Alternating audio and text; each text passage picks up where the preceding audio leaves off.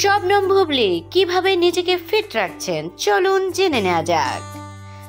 ঢাকাই সিনেমার বর্তমান সময়ের প্রথম সারির নায়িকা শবনম বুবলি প্রথমে টেলিভিশনের সংবাদ পাঠিকা হিসেবে ক্যারিয়ার শুরু করলেও পরবর্তীতে সিনেমায় অভিনয়ের মাধ্যমে দর্শক মহলে ব্যাপক পরিচিতি পান। অভিনয়ের পাশাপাশি বেশ স্বাস্থ্য সচেতন তিনি। ফিটনেস ধরে রাখতে নিয়মিত ব্যায়ামাগারের সময় দেন। এদিকে সামাজিক যোগাযোগ মাধ্যমে একটি শরীরচর্চার ভিডিও শেয়ার করেছেন তিনি। যোগব্যায়াম কোনো কাজ করা নয়, এটি একটি কাজ।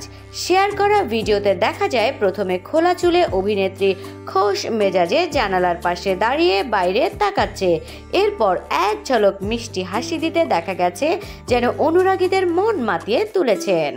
এদিকে লেঙ্গিস পরে এক পায়ে দাঁড়িয়ে মানসিক প্রশান্তির জন্য চোখ বন্ধ করে আকাশের দিকে দু হাত উঁচু করে জানালার ধারে দাঁড়িয়ে শরীর চর্চায় ব্যস্ত রয়েছেন বুবলি।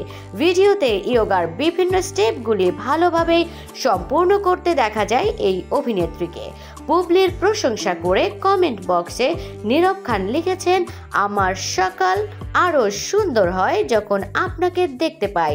আরেকজন লিখেছেন, ইয়োগা আমাদের শরীর মন দুটোর জন্যই সমান উপযোগী, এইভাবে ফিট থাকুন সবসময়।